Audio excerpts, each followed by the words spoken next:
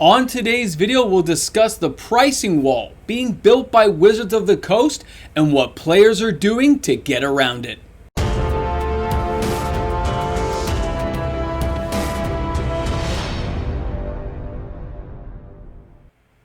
Hi everyone and welcome back. MTG Moxman here, and thanks a lot for hanging out with me on the channel today.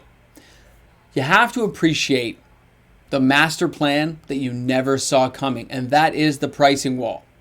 Wizards of the Coast has an ingenious construction underway right now, and most players don't even recognize it. Wizards of the Coast has been able to increase the availability of different multi-tiered level products to the player base and expand upon it year over year. When you look back at 2014 and you think of a product like Khans of Tarkir, you only had 4 items you could pick from. You had the gift box, we had an intro deck, we had a draft box of 36 packs, and then you had the bundle pack. That's all you had to choose from, okay? That's it. Now fast forward to 2022. Start thinking about the products. You've got the high-end double flip trip masters, right? The VIP level. For the other high rollers, you've got collector packs. Then we've got set, draft, pre-constructed commander decks, the actual commander decks, jump start, regular jump start. Guys, this goes on for a while. Then we got remastered products in there. Wizards of the Coast has really found a way to tap in to the different levels of income in the player base of Magic the Gathering. When you take a look at all the different players who can afford the different levels of products that Wizards of the Coast has to offer, and you look back again at something like 2014, think about the difference. Wizards didn't recognize back then that in 2014 they're just handing a product out, they made some good money, they were happy.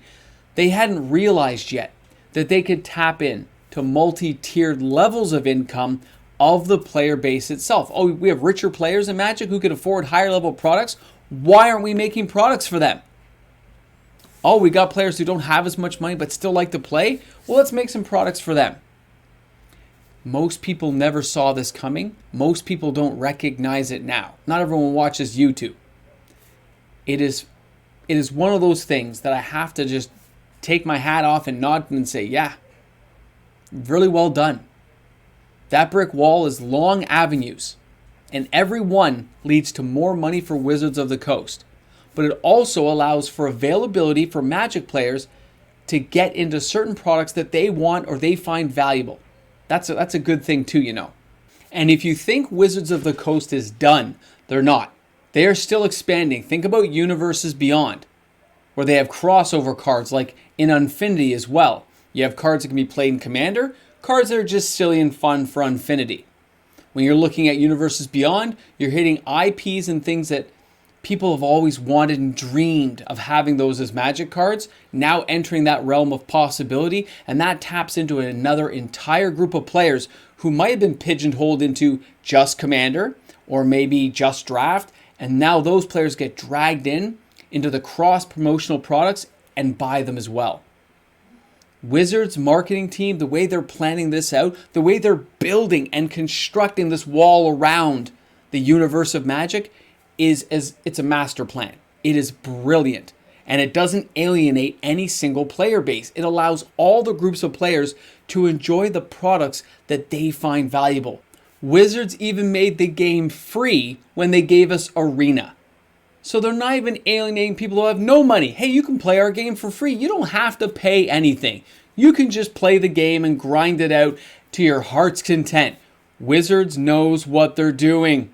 Even with all the amazing products that Wizards is offering in their lineup, it also came with a price increase this year. And now that price increase is fully in effect, you have a very large group of unhappy players. And most of those players were playing more than one format. They may have been playing Modern and they were playing some Commander.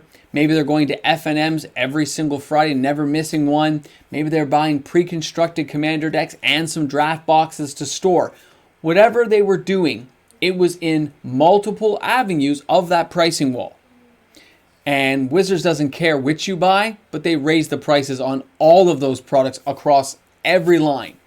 And that means that when players who were buying more than one saw that this went up by $5, this went up by 5, this went up by 10, they realized it's 20, 30, 40 bucks more for each one inside that little pigeonhole of products. And they said, I can't afford it all. So what am I going to do? Some players got very constructive. Some players got very destructive. It depended on which player group you're talking to. I know groups of players right now who are buying sealed product, and they've cut ties with everything. They've said, I'm not buying anything at all. I'm refusing to buy any products from Wizards of the Coast right now. I don't know how long those players will hold out, but they're not buying anything. They're sitting on the sidelines, keeping their cash airtight. Other players, especially Commander players, were not highly affected. Yes, their Commander decks may have gone up a little bit, but Commander players generally just pick off the singles within each set. So they're only buying the singles anyway. Good for them. Easy to do.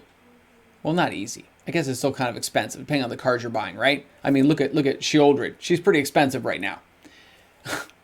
But of course, when you start looking at the other product lines, and you see a draft box is now, what, $150 Canadian? Players stop buying them. They didn't stop buying products. They just said, I'm not buying a draft box. I'm just going to buy the singles. I will take a look at the individual single cards in spoiler season and pick those cards up.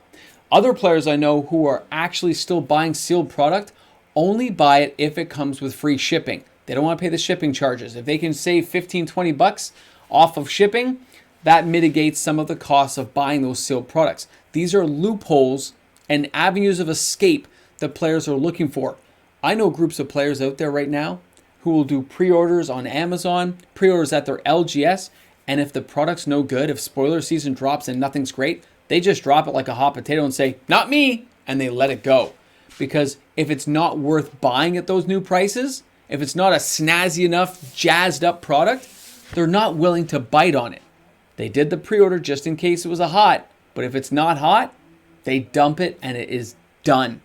Guys, this is the stuff going on right now. These are the avenues players are taking to find any type of savings they can, any way they can to get ahead of things. I know players who are still buying product and they're using free credit card money at the end of the year, but I don't recommend that right now. The way the world economy is, I'm telling you now, that is not one that I recommend. If you're buying stuff on your credit card and you happen to be earning some cash back points, that's fine.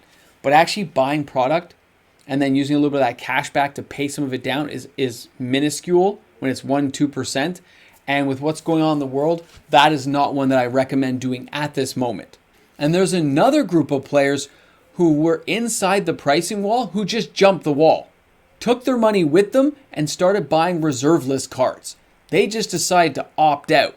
They're still buying Magic cards, but only on the secondary market, and of course, only reserve list cards. And there's also another group of players who is so upset at Wizards of the Coast that they build their entire decks out of proxy cards. Now, at this time in the game, the players who are disgruntled or upset or doing the stuff I'm talking about here in the second half to save money or get around what's going on with Wizards of the Coast is the small segment of the population of Magic, or Wizards would be doing more to deal with it. As long as the revenue keeps rolling in, you can expect Wizards of the Coast to keep churning out products the way they are right now. As long as the wallet is open, they're going to help us spend our money.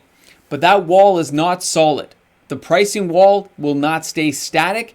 They will knock down sections and build new sections as players' tastes evolve in the game itself. Remember that. New format gets created, a new style of Magic play that players are really enjoying. Expect Wizards to make adjustments to capitalize on that and bring it forward. Why do you think we see so many Commander cards coming into the format now? How long until Commander becomes, from a casual format into an actual competitive format where there's real tournaments and stuff? That's what I'll be interested to see. And I'm curious to know what everyone's comments will be in the comment section. So don't forget to leave some, guys, and let me know how you feel about this pricing wall and how it affects you. Guys, have an awesome day today. I look forward to seeing you tomorrow. Hey guys, a big shout out to all the fantastic patrons on the channel who support me each and every day. Without these patrons, this channel wouldn't be here. Patrons make the world go round. I'm glad you guys are here. You made it to the end. It's awesome. Special. Special. Put Soldevi in the comment section. You won't know why. I'm not going to tell you why yet. But put Soldevi inside the comment section.